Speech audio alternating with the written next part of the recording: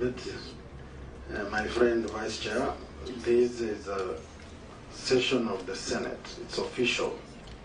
And whatever we do here is like the official sitting headed by the Speaker of the Senate. And therefore the governor has all the right to put forward his reservations, and we shall deal with it and proceed with the matter. Thank you, Governor. Proceed.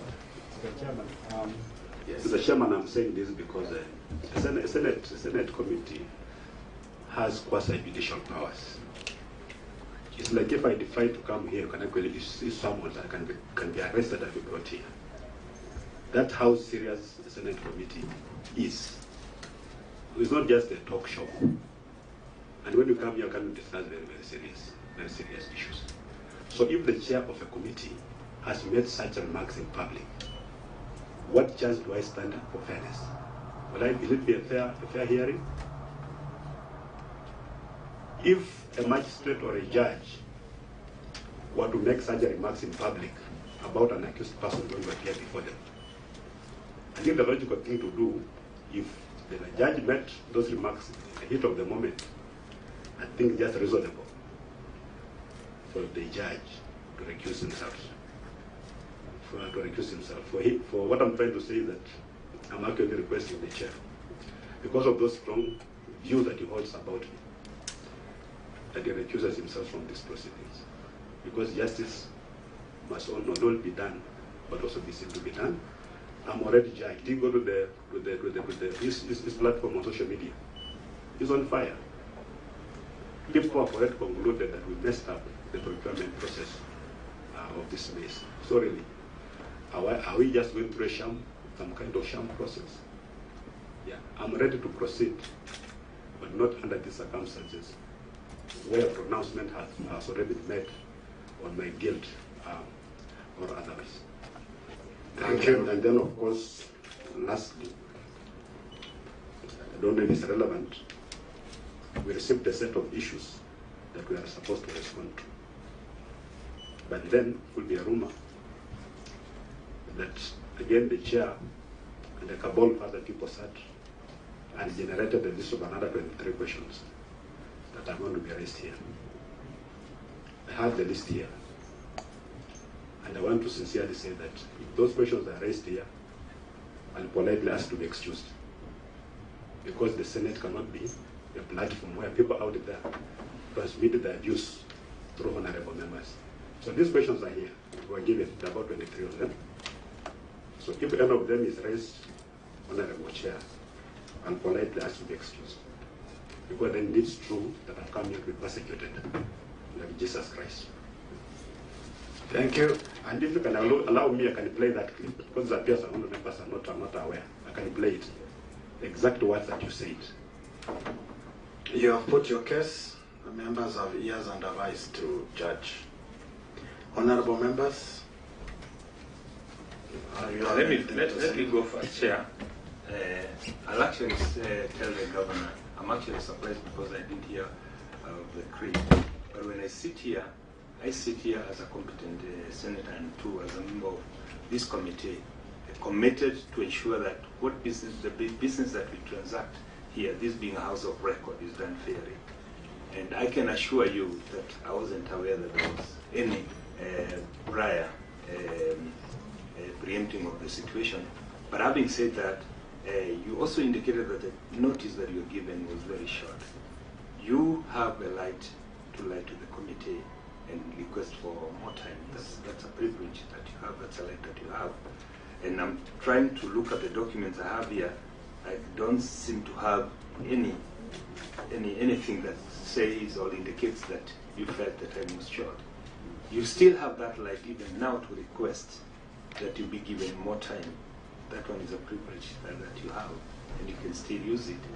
And I want to assure you, Governor, that we do not sit here to prosecute anybody. We don't do that. I personally, I come from Rima where men are truthful, and at times very truthful. And I can tell you that I come here because I want to follow up the matter, because I have relatives who live in your county, and they would want to see us follow the matter up, but not prosecute anybody. And I think it's a high time that we Kenyans learn to leave politics out of every business that we do. some of these things we do them because we want to make each other better, we want to make systems better, we want to make service delivery better for the Kenyans, and we want to ensure that Kenyans get value for money.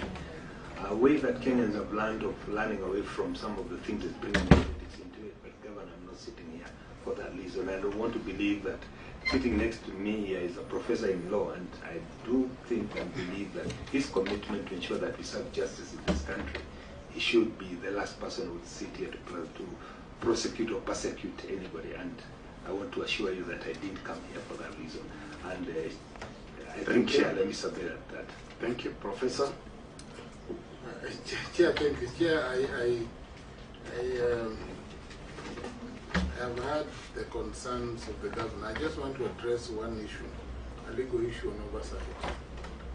And you have talked about primary oversight. We have two forms of oversight, primary oversight and secondary oversight. And in terms of the decision of the Supreme Court on the question of oversight, what the Supreme Court has held is that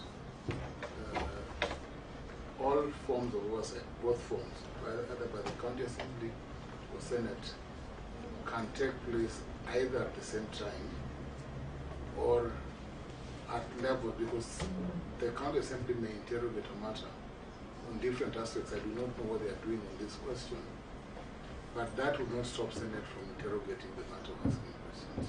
Number two, I think you preempted an outcome based on what you perceive to have seen or heard from public rallies that I don't think members know anything about, or most I do not personally know about. I did not see what clips you're talking about. But I thought the issues are so specific because they relate to procurement or dealings under the Mbegu program, and we'll ask very specific questions. And I think the rules of this house are that if you are unable to respond to a question, you will simply say so and move on. So I thought you let the process go on, and then if there are issues of concern, then you can raise them as you go on. But of course, I'm also alive to the fact that, as you have said, if you did not have enough time to respond, you would have then said that you request for another date because you are not ready to respond, because you referred to 23 questions. You have alluded to possible 23 questions that we do not know about ourselves on our part. You make it difficult for us because we do not know whether, because once I listen to your submission, I'll ask a question on various questions, on various aspects. And I do not know whether those fall within question number 5 or 6 or 7 of the schedule that you have. So allow us who are open to fairness, and I don't think that the chair has said that he would be prejudiced because it's a committee. We're all here. We will ask questions. And unless you feel completely ill-prepared, I think the best way is to interrogate the issues, proceed with them, and then we do a report in the end. Because finally, remember, a report of this committee will find its way to the House under the standing orders, and all members will have to deliberate. I'm sure you have your able senator here as well. I do not know what political platform both of you stand on. Maybe you're both in the same platform, I do not know. But I think we have a whole set of 68 senators who deliberate on all these issues, and it cannot be said that we can all decide that would be unfair to you merely because you perhaps share different opinion.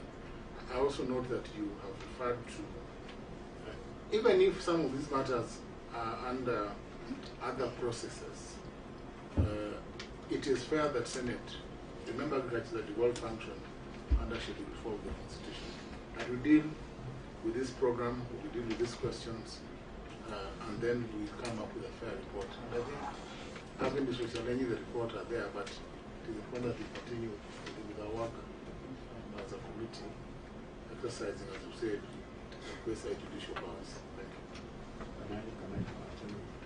you. Let Senator Abbas give a comment, then I come. Chair, I think if truly the matter was discussed outside this meeting, all earlier than what the way Governor said. And the Governor is also saying that we are not giving him enough time. And there's so many questions here. I don't know whether the Governor can be able to prove to this committee that the meeting was preempted, the public presence. You have proof? Mr. Chairman, I raised that matter because, not because I'm not ready to answer the question, because these are things that we did. I can even answer you, ask you today and answer tomorrow because I've got all the information. All I'm saying is that the process must be fair. I have come here today, not as a governor, but as a man. Because what the judge said challenged me as a man, as a Bukusu man, who is now appearing before men, other men to be persecuted. Had I chickened out on account I didn't have enough time, I'll be finished today. So I'm here more. Sorry, the chair. Can we just play that clip? So you want to hear what he said, because the clip is there, the chair is here. What is the harm of playing the clip? We have it. You have the clip? We have the clip. He has about 2 minutes clip. It's not a long one. Honorable Chair, Honorable Governor, and Senator Bass. When was the letter sent? The letter was sent on Friday at 9. At what time? We sent it to the PA at 6:38. Yeah. Okay. Then we proceed. Mondigi, and then we go back to what Governor is talking about. Chairperson, my name is Senator Alexander Mondigi, Senator of Bahari County. As a senator, we are here for transparency because of oversight. All of us, we are human beings.